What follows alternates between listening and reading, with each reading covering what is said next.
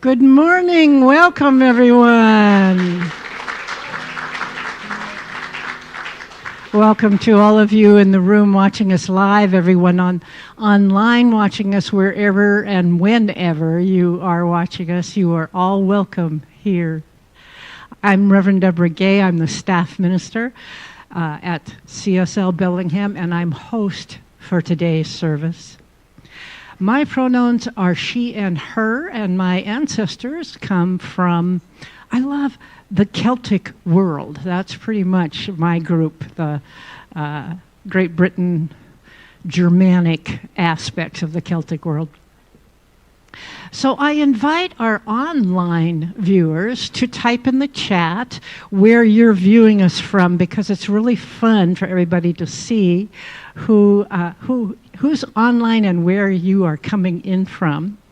And I invite anyone who's new in the room, if you have any questions about things after the service, go to the Ask Me desk, which is right at the back of this room. It's staffed by members of our board.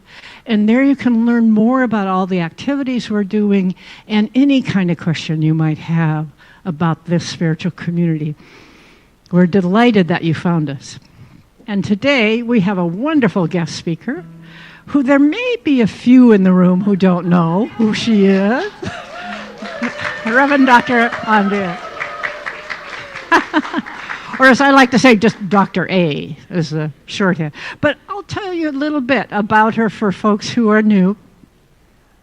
She's served as the senior minister or the spiritual leader in two wonderful CSL communities, one in Redding, California, and then 14 years here in Bellingham. So she is now, during her ministry, she also went back to school and got her skills in counseling and therapy, and is a licensed therapist since 2005. So upon her retirement as a senior minister here, she has developed her own private practice here in Bellingham, and recently now has also come on board here to be our pastoral care minister. So she is also a staff minister at CSL Bellingham. And so it's going to be a wonderful day, and let us begin in song. Thank you, David. Good morning, everyone. If you're able, will you stand with us and we'll sing into this day? In this house, we lead with love. In this house, we lift each other up. In this house, we learn to fly with the dove. Oh, this is the house we've been dreaming of. Oh, this is the house we've been dreaming. In this house,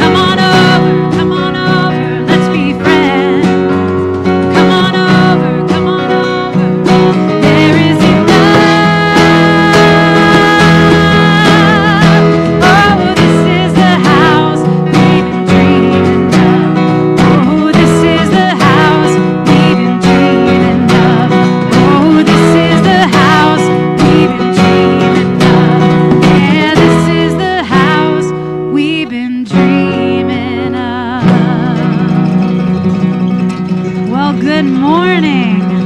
Nice to see you all this beautiful Father's Day and summer solstice. Take a minute to greet some of those neighbors out there, please.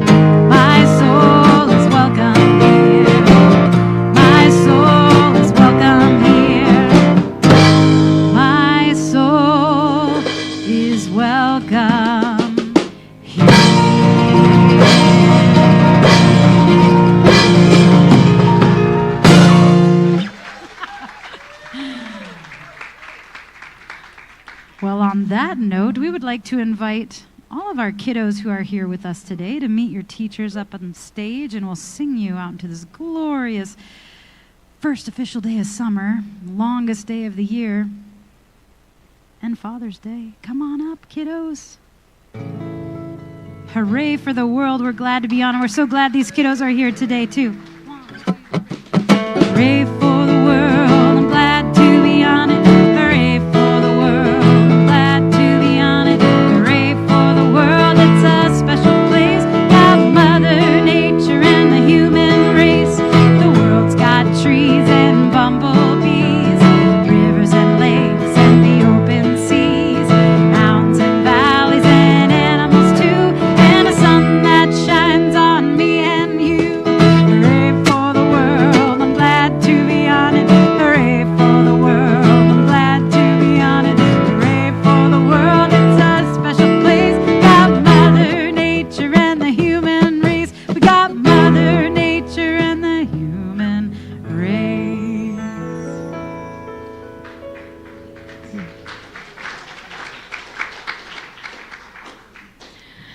Good morning.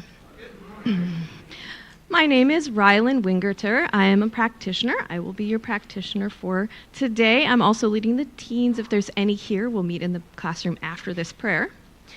I use they, them pronouns, and my ancestors hail from England, Ireland, Scotland, France, Cherokee Nation, Jamaica, Germany, Sweden.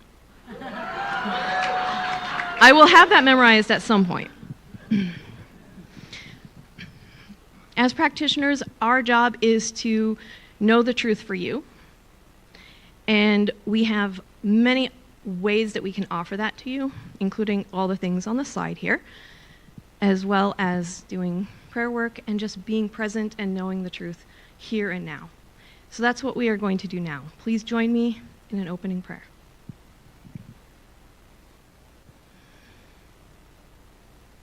There is only one divine presence, one divine purpose, one divine love.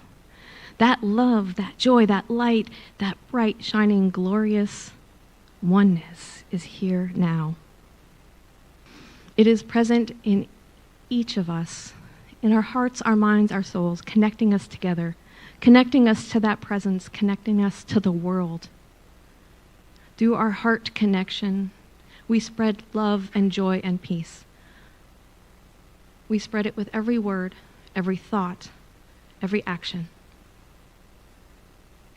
And here in this moment, in this place, we are the embodiment of love, of light, of joy. We are the divine presence on earth. And we are open to new ideas, new thoughts, new paths, new ways of spreading that love and that joy, of feeling it ourselves, of seeing it in others, of seeing it in the world, and of being it, here, now, and always. And I am so grateful for this connection, for this community, and for these wonderful words we experience. And I release this into the law, knowing it is so, and so it is.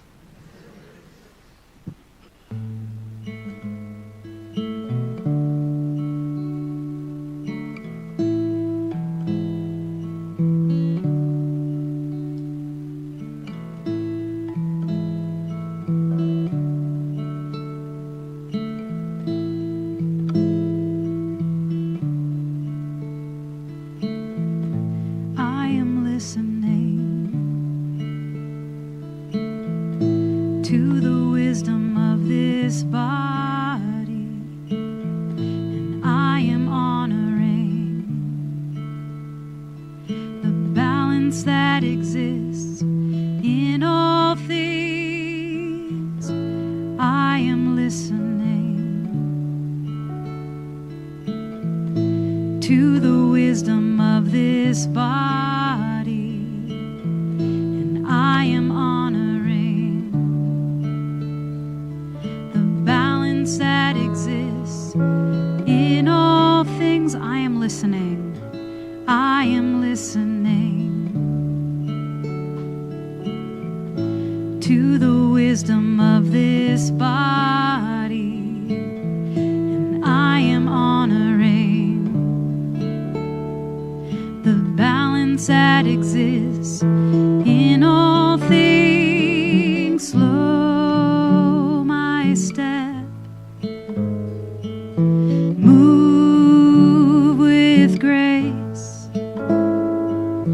Through each breath, I'll find my way.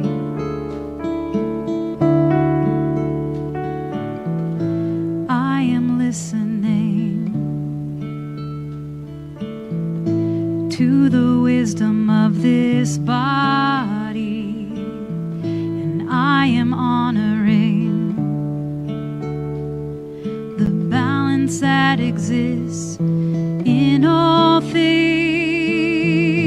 I am listening to the wisdom of this body, and I am honoring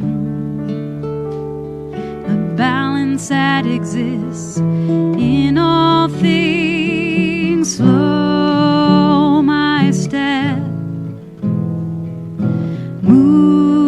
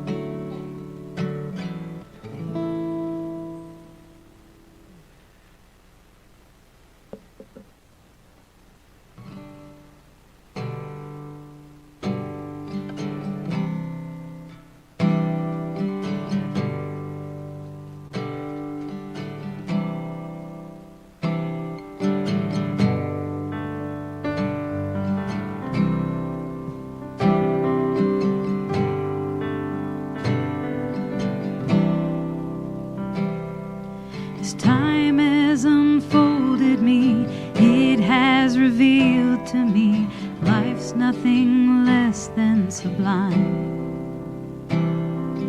With every thought I make, every last breath I take, may I be gracious and kind. Love, I invite you to open this heart of mine. Love, cover me. Love, cover me. Light any darkness. Love, cover me. Right every wrong. Cause me to see. Love over hatred. Guide me to be faithful and strong. Love, cover me. Love, cover me.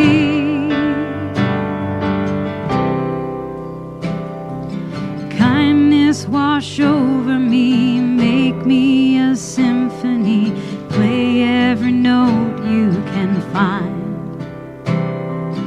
Make me reverberate, gently deactivate, slowly flow out of my mind.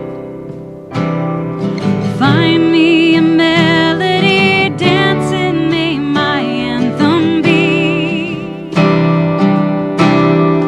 Love, cover me, light any darkness. Love, cover me, right every wrong. Cause me to see love over hatred. Guide me to be faithful and strong. Love, cover me. Love, cover me. Love, cover me. I will not be shaken. I will not be moved. Love, cover me. May my heart awaken. Tenderness be proved. Love, cover me. Love, cover me. Love, cover me. Let's sing love like this. Love, love, love, love. Love, love, love, love. Love, love, love, love. Love, love, love, love. Let's have voices. Love, cover me. Love, cover me. Light any darkness. Love, cover me. Right every wrong. Cause me to see love over hatred. Guide me to be faithful and strong. Love, cover me. Love, cover me. Love, cover me. Love, cover me.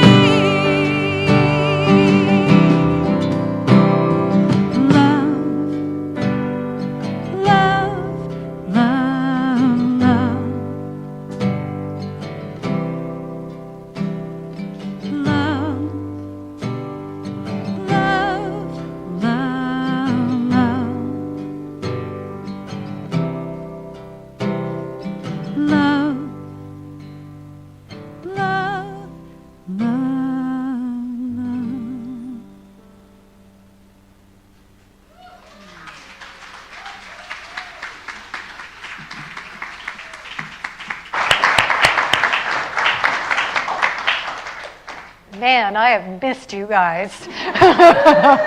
Aren't they incredible?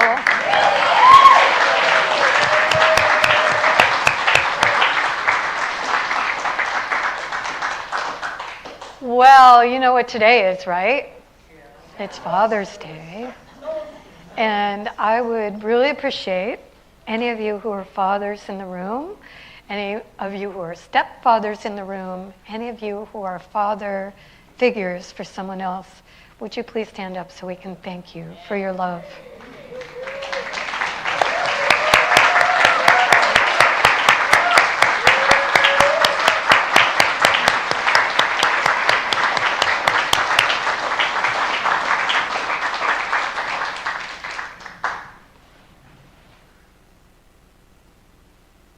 Gosh, where to start? My heart's so full already with the music. So I was telling the earlier service that when Reverend Abigail found out that her house sold and that they needed to move this week, she called and said, "Can you speak for me?" And I said, "Of course." Yay that they sold their house. And yay that they bought a house. So the topic this month has been higher, deeper love. And today's topic is, what's love got to do with it? And it's perfect for me. Every single one of my friends said, "Oh, you'll nail that one." And so this morning I woke up, because I create my talks in the morning, and I'm like, will I? Where are you? Yeah, but what came through to me is just this wonderful awareness of how spiritual practice and spiritual path have shaped my life in such a way that love is how I lead in my life. And I know those of you also on the spiritual path are finding that as well. So I wanted to talk a little bit about that and about how love overcomes difficulties. And so I thought I'd start with a story if you'd like. Yeah? It's one you might have heard me tell before, but it's just a perfect example of what I want to talk about. So this is from Jack Kornfield. One 14-year-old boy in a program had shot and killed an innocent teenager to prove himself to his gang. At the trial, the victim's mother sat impassively silent until the end, when the youth was convicted of the killing. After the verdict was announced, she stood up slowly and stared directly at him and stated, "I'm going to kill you." Then the youth was taken away to serve several years in the juvenile facility. After the first half year, the mother of the slain child went to visit his killer. He had been living on the streets before the killing, and she was the only visitor he'd had. For a time they talked, and when she left, she gave him some money for cigarettes. Then she started, step by step, to visit him more regularly, bringing food and small gifts. Near the end of his 3-year sentence, she asked him what he was doing when he got out. He was confused and very uncertain, so she offered to help set him up with a job at a friend's company. Then she inquired about where he would live, and since he had no family to return to, she offered him temporary use of the spare room in her house. For 8 months, he lived there, ate her food, and worked at the job. Then one evening, she called him into the living room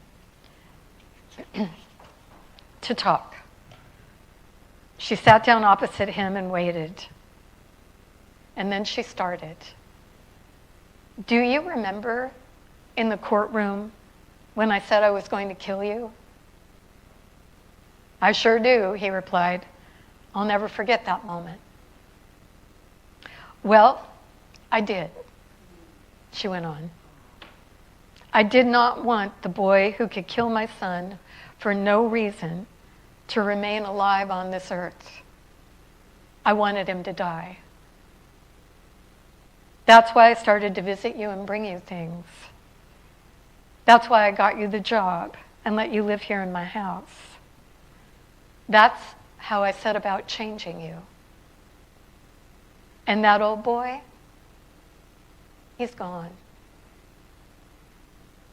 So now I want to ask you, since my son is gone and that killer is gone, if you'll stay here.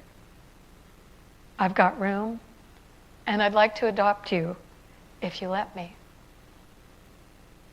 And she became the mother of her son's killer, the mother he never had. That's a true story. It's amazing. Yeah. But you know what? It's not a one-off. Things like this happen every day.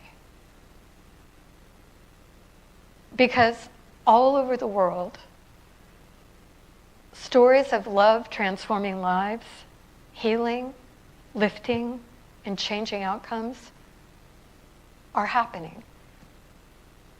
It's just that often we don't hear about them. Or if we hear about them, we don't think about that it could be us. Because a lot of times it seems so extraordinary. Could we be that mother? I don't know. But I thought about a couple of the people that I've heard of that are doing this very thing in America right now. And I thought I'd remind you, and maybe you haven't heard of some of these folks. They are truly amazing, just like that woman. The first one I thought of, who's really transforming, healing, and changing outcomes for countless people, is a man named Father Greg Boyle. He's a Jesuit priest, and he lives in the LA area. And he's the founder of something called Homeboys Industries. Have you heard of them? And he was called out of this incredible love he had for Jesus when he began to see gang members and homeless children who were being sucked into drugs and alcohol, violence. He was called to find a solution. And his solution was to create this organization that takes kids off the streets and not only provides intervention so that they're not killed by their gangs, but also facilitates rehabilitation if they're addicted to things, and then puts them into a reentry program where they learn skills, create things that are sold to support the industry, Homeboys Industry, and eventually are found jobs and opportunities that they never would have seen had they stayed on the streets.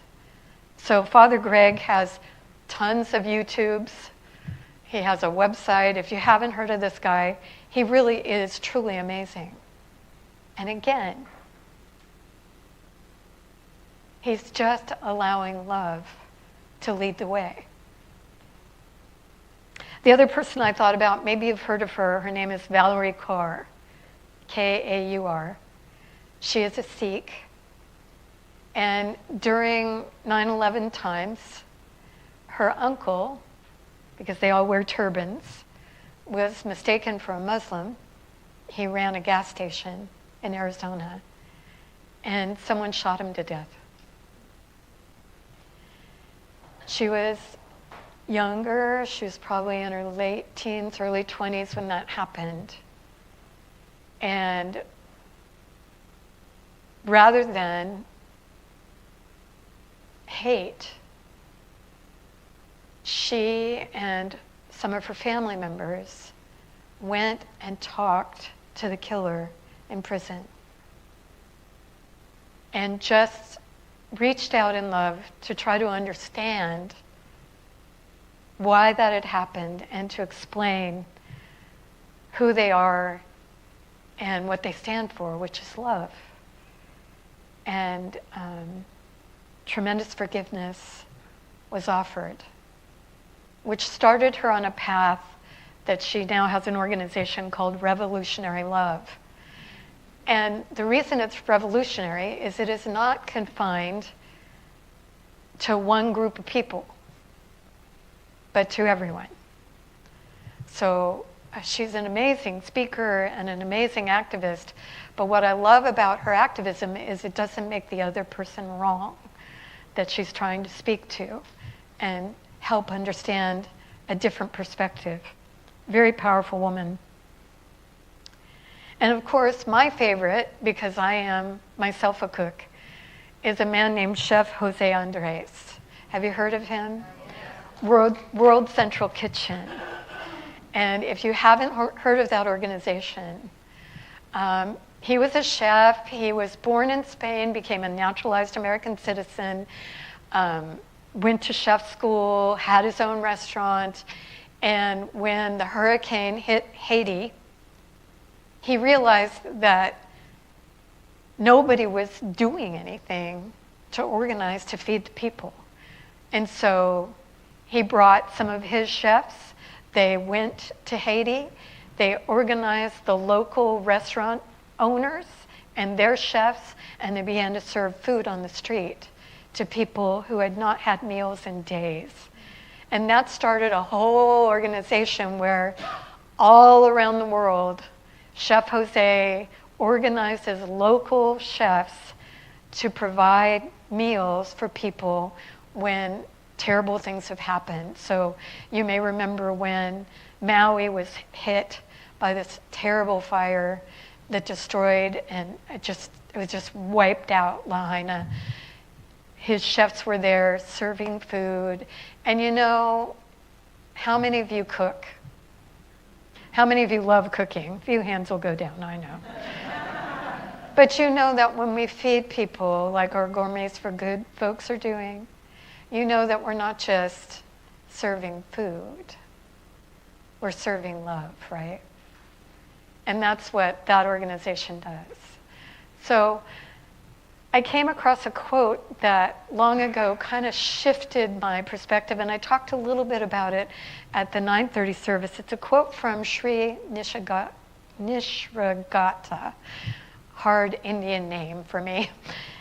But he was a revered saint in India, and this is what he said: "The mind creates the abyss. The heart crosses it." And I think for me, this is the message today of what's love got to do with it. Because you know, if you've been on a spiritual path for any length of time, that there are abysses in our life. There are really difficult things that happen. Someone we love dies. We receive a diagnosis that is terrifying, and we have to go through the process of that. We have people that we love decide they don't love us anymore. We have children cut us off for no known reason. All kinds of things happen. And the abyss opens before our very feet. And depending on how we relate to that, allows us to move across that abyss or not. And the whole point of spiritual practice, walking a spiritual path, is when we get to the edge of that abyss and we feel like we're going to fall in, we remember we are not alone. There is something in us greater than any abyss. There is something in us that is so powerful that it created everything that is. There is something in us that is so much love that it cannot be stopped. It must move us forward. And that moment is what we train for. That's why we do spiritual practice. Because the abysses, the mind creates them, right? That's what the Indian saint said. And you've probably had that very experience. I had a very small abyss moment when I indulged in abysmal thoughts long ago, and it was such a teaching for me. I was with a different husband, and I was a young mother. I had 3 little kids, and everything was going great. And it was a Saturday. We weren't working yet on Sunday. We were both ministers, and so this was the time of Blockbuster. Remember that? And what do you do with 3 little kids on a rainy day? You go to Blockbuster and you get a movie. And so he said, I'll go get a movie. And I said, great, I'll clean the kitchen. So I'm cleaning the kitchen, and I've got a broom and I'm sweeping, and all of a sudden I'm thinking, I'm the only one that sweeps this kitchen. In fact, I don't think I've seen him sweep this kitchen ever since we've moved into this house. In fact, I think I'm probably the only one that does the laundry too. That's just not right. And I'm sweeping harder and harder and harder, and I'm getting madder and madder and madder. And he comes back with the video. He's like,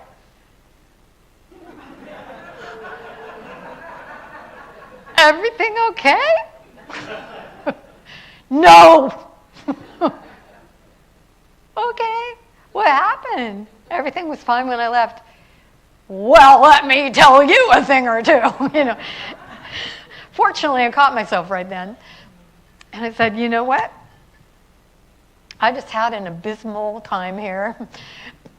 The abyss opened before my very feet. But fortunately, before I drove him into the abyss with me, I stopped. And I stopped because I could hear that this is not how I want to be. This is not how I want to communicate. This is not loving. This is not kind. It might be true, but it's not kind to say it in the way I think I should say it. So I stopped. And what allowed me to stop way back then is I had already been on a spiritual path since I was 18. And I had enough personal awareness to hear my mind creating that very abyss. Wasn't there when he left, but boy, I created one. How about you? So spiritual practice is the ability to train ourselves to not only recognize when the mind is creating something that we really don't need to create, but also recognizes that there's something in us, call it what you will. In the recovery movement, it's called a higher power. For me, I call it spirit, but whatever you want to call it, it is bigger than the abyss. It knows how to carry us across those places with love. Because that's what it is love. And so part of my training has been to allow that love to alert me, first of all, if I've created an abyss, to be in me, through me, and as me very deliberately in moments when things are very difficult, either in my life or someone else's life or in society. I can't tell you how many people have said to me, I don't understand how you can be so calm when so many really hard things are happening. Spiritual practice. I'm not doing this. I see it. And I so trust in love that I know that for me, the only path is to offer love. That anger, blame, guilting, shaming, all that, I don't know about you, but it's actually never worked for me. It was sort of satisfying, sort of, in a kind of kinky, yucky way, but it never actually healed the abyss. It stayed there. So for me, what's true about what's love got to do with it is it has everything to do with it. And the way that we can practice is to begin to pay attention to our mind. and to notice when it starts going into loops that are not loving. Some of this, as I said in the earlier service, is so ancient that we might not even be aware that it's operating. It's kind of like a computer program running in the background that's screwing up the whole thing. Our ancestors, God loved them, were a lot more concerned with survival than you and me. If you haven't realized it yet, we actually live in a post-survival world. Most of us are not hungry. Most of us are not cold when it's freezing out. Most of us are not hot when it's hot out. Most of us have a means and a way to get around. But our ancestors, not so much. And so they developed ideas that helped them survive. And some of those ideas, I come from a Celtic background. Most particularly, most of my people came from Ireland. And if you know the history of Ireland, you know that they were invaded, they were placed into slavery, they were starved, they were taxed to the point where they had no money, no food, nothing. They had to leave their homes, a huge diaspora, because they were not surviving. So my people developed a lot of strategies around that, a lot of ideas. Their mind created a lot of abysses. And the one that my particular lineage really, really embodied all the way to me and my brother was betrayal. The idea that you could be betrayed. What's yours? What did your ancestors decide about life and then pass along as a way of trying to help their children and their children's children survive? They were doing it out of love, but they were also passing on the abyss. The abysmal thinking that believes that somehow now those same things are true. So it could be lack, it could be racism, it could be prejudice against certain people or classes. I don't know what your people did. Mine manifested betrayal over and over and over and over. And every time they were betrayed, they developed a hatred for the people that they perceived betrayed them. So, of course it happened to me. Programming, right? I mean, from the time I was little, I heard the betrayal stories, all the way back. It was the family storytelling around Thanksgiving, and other times we got gathered, and, it was all portrayed as like this noble carrying on in the face of horror kind of thing. And so, of course, I manifested that. And by then, I had been on the spiritual path a long time, so I definitely felt betrayed. I won't lie. I did. But right as I was going into the abyss of that, I went, I need help. I remember exactly where I was. I was, my ministerial students were doing their final talks at the center that I was at.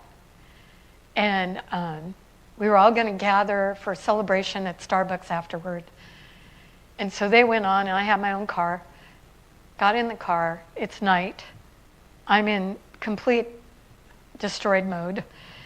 And I knew I didn't want to go into the abyss of horror and blame and anger for the rest of my life and all that stuff. So I said, Spirit, help. And on the way to Starbucks, it was so vivid. I saw a dark sea. There were no lights in the sky, no moon. It was a dark sea and a dark sky. And I was in the water.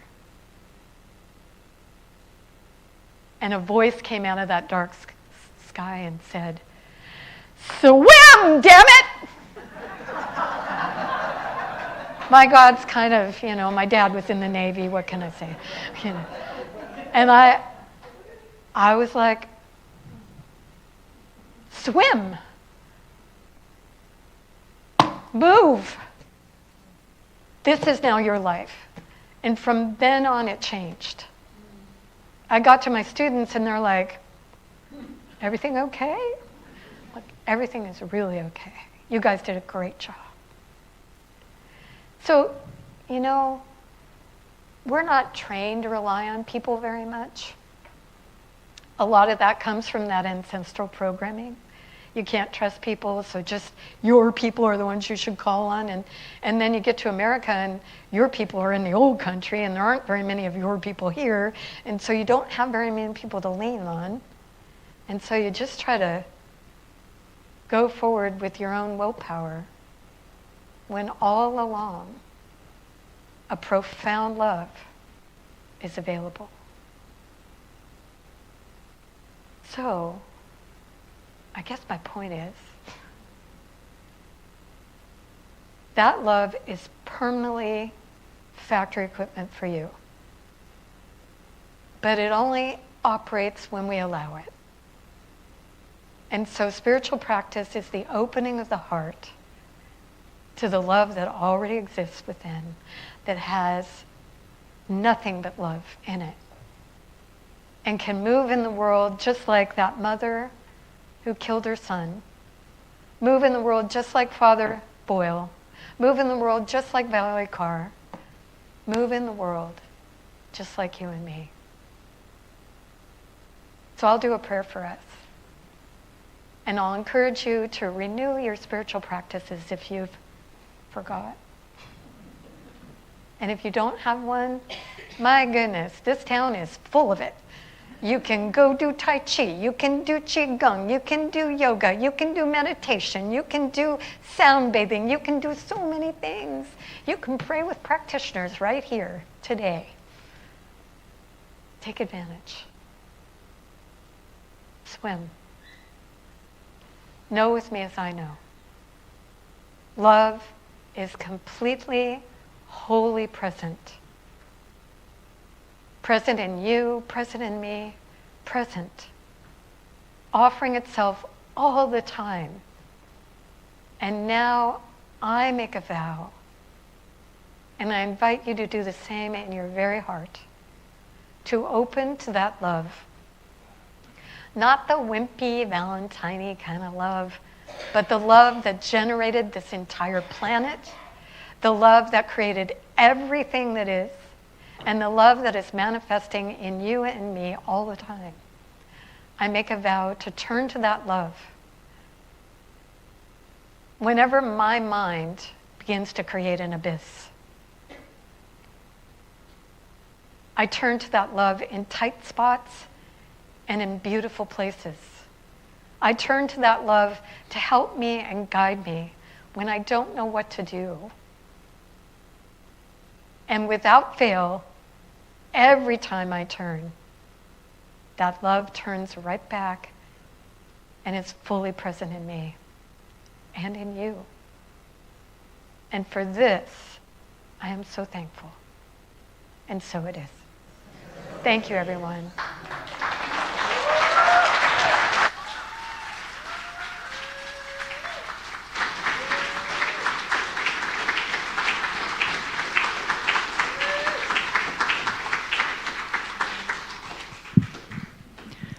So wonderful to have Dr. A in the house, isn't it? Thank you. Thank you. And so we're about to begin our offering.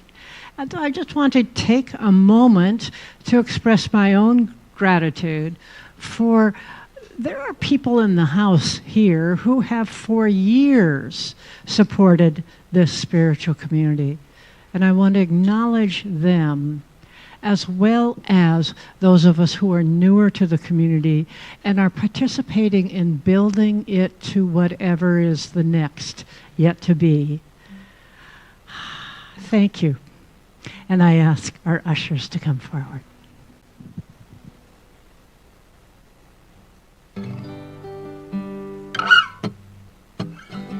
We shall be known by the company we keep, by the ones who circle round to tend these fires.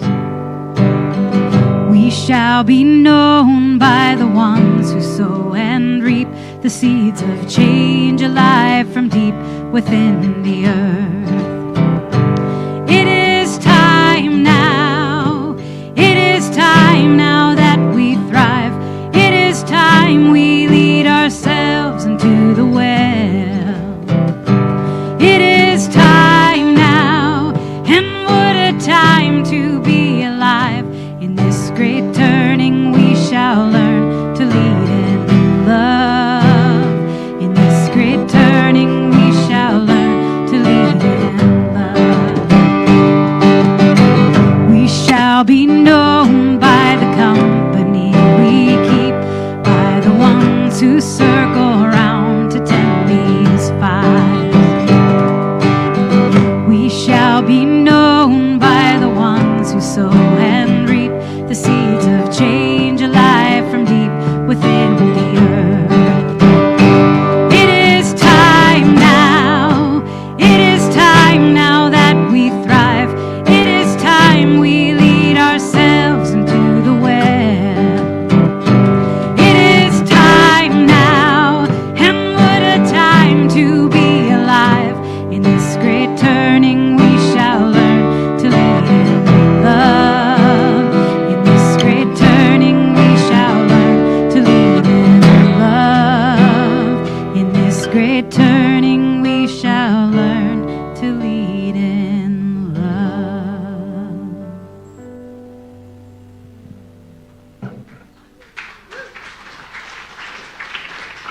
Thank you, thank you, thank you. Well, I'm here to now tell you about a few announcements, things that we are doing either today or this week or in upcoming weeks. And so the first thing is, today, this afternoon, is the monthly meeting of the Grief Support Group. So if you're going through any kind of big change or shift that you feel like you'd be supported by people who are here also going through a grief journey of some kind, do join Practitioner Philip, who is running that circle this afternoon. It's at noon in the classroom, so just through the hallway there. Our next thing today at 6 o'clock is to celebrate solstice. The summer solstice is here. Summer is all around, and so this is a wonderful, fun thing just to gather, do some drumming, do some singing and dancing, and just enjoy the camaraderie of the community. Bring a chair and a drum if you have it, gathering at the patio out here at 6. Next, July 1st, Wednesday, is the Spirit at Work group is going to try out a new time.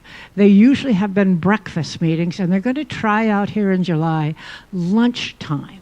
So a lunchtime meeting starting at noon, and Reverend Don Beatty will be the guest speaker. It's your story and make it a good one is his topic. So these meetings are people who are gathering together, either they're in a business, starting a business, or seeking new ways to expand their employment. And it's a way to have group support as well as listening to the talk. And then at 1:45, there's something called a collab. And that's a smaller group of people remain and work together on a particular challenge or an issue that you're facing in this area. So it's a wonderful facilitated time to be together on the topic of work, business, and employment, and spirit involved in all of that. So do join us. Next, we are seeking volunteers in a couple of areas, a couple of teams we'd love to build to be stronger. One of them is the sound and live stream tech team. This is a wonderful opportunity, if you've been curious or want to learn more about it, to join with our current tech people, who are two beautiful examples, are sitting there right next to their equipment at the end of the room. It would be, and thank you. Let's thank Philip and Bill, who are there now, and the other members. If you are curious, go chat with them. and just kind of what kinds of things in it, what kind do I need to know. They will train you. So it's not like you need to walk in knowing all about this stuff. But we'd love your support in this area because it's a very key aspect of everything we do. The other team is the Path and Patio team. And these are folks who, before the service on Sunday, keep up our entrances and our pathways and our patio. And so this is another, the person who's been doing that is passing it on to the next generation of folks, and we are they, right? So if you are interested in learning more about just preparing the outdoor part of our space for the Sunday service, go to the Ask Me desk, and there are two people who are members of our board there who can answer those questions as well as any other questions you might have. Next, we've got classes. So this is Reverend Abigail's monthly class. This is the class that you can just drop into. You don't need to be at any of the previous ones. This month, July's theme is on integrity. So we'll talk about integrity as well as do various exercises and role plays around that topic. And you have two forms of it, online on Monday the 6th or in person here on Tuesday, July 7th at 10 a.m. Again, you can register for that at the Ask Me desk. Next, we've got invitations to two different Pride events. June is Pride Month. So our own Bellingham Pride Parade and Festival is Sunday, July 12th at noon, downtown Bellingham. And come to the table at the festival where we will have our own people there joining in with other churches, other spiritual communities at that table. And just say hi. We're creating a presence. And if you would like to staff that table, again, sign up at the Ask Me desk. It's just a way to represent CSL Bellingham in our broader Bellingham community and celebrate Pride. There's also an invitation from the CSLs in the Seattle area to join them in Seattle if you happen to be down there on June 28th. So there'll be a CSL contingent marching in the parade, and there's a person to contact if you'd love to join and be part of that. That is an amazing experience for those of you who, like me, have probably been in that parade. That's a huge, huge group experience of joy and community and great Pride Day. So, two lovely experiences. Next, we've got a retreat. This is Reverend Abigail's retreat in Oregon. It's at the end of August, 5 days, 4 nights at Camp Cedar Ridge. So the topic is chakras. So it'll be a retreat of spiritual practice. And it'll be Reverend Abigail with Reverend Donna Starr as well. There'll be a lot of drumming and rhythm work with another expert in that area. So 3 of the people will be running a almost full week spiritual practice retreat on chakras. So do sign up for that if you'd like to, and there'll be carpools organized to get there. And next, we have another retreat in September, and this is a women's retreat run by women in our community in CSL Bellingham, as well as other community people in the community of Bellingham, recognizing women's wisdom and wellness, September 17th to 20th. And Reverend Abigail will be a guest speaker at that retreat. Woodby Island, the wonderful retreat at Camp Casey, is where this is going to be held. So not so much at our Ask Me desk, but you'll see a code there, and you can talk to Pam. Pam, would you like to raise your hand? This is who you can talk to. And thank you, Pam, for doing that. So now I'm going to do the closing prayer, the benediction, and then Tabor and the beautiful musicians will close in music. So I'll just ask you to breathe with me for a moment, just breathing in and releasing.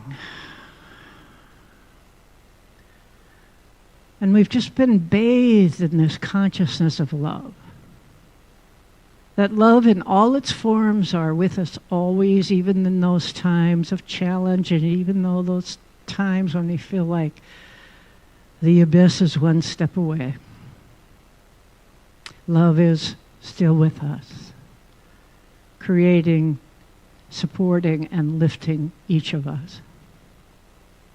And if we've been reminded of this today, we imbue that lifting of wherever we have been into the consciousness of love as we walk out of this place into each day of our upcoming week.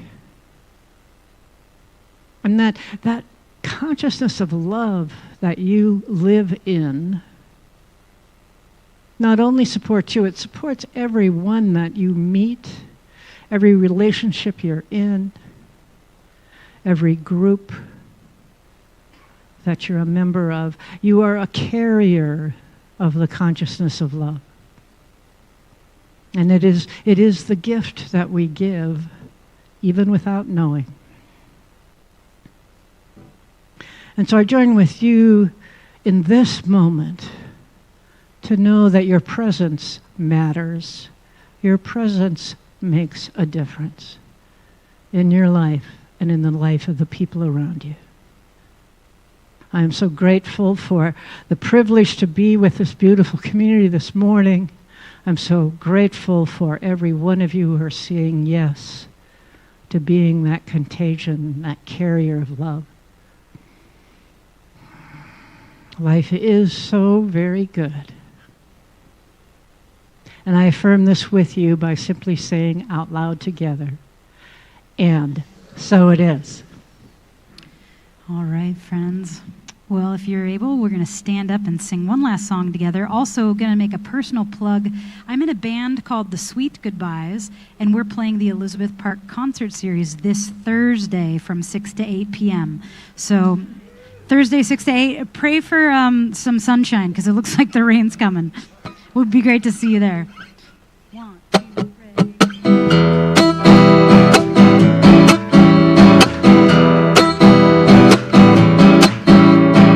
Anything is possible when you believe. You know anything is possible when you believe.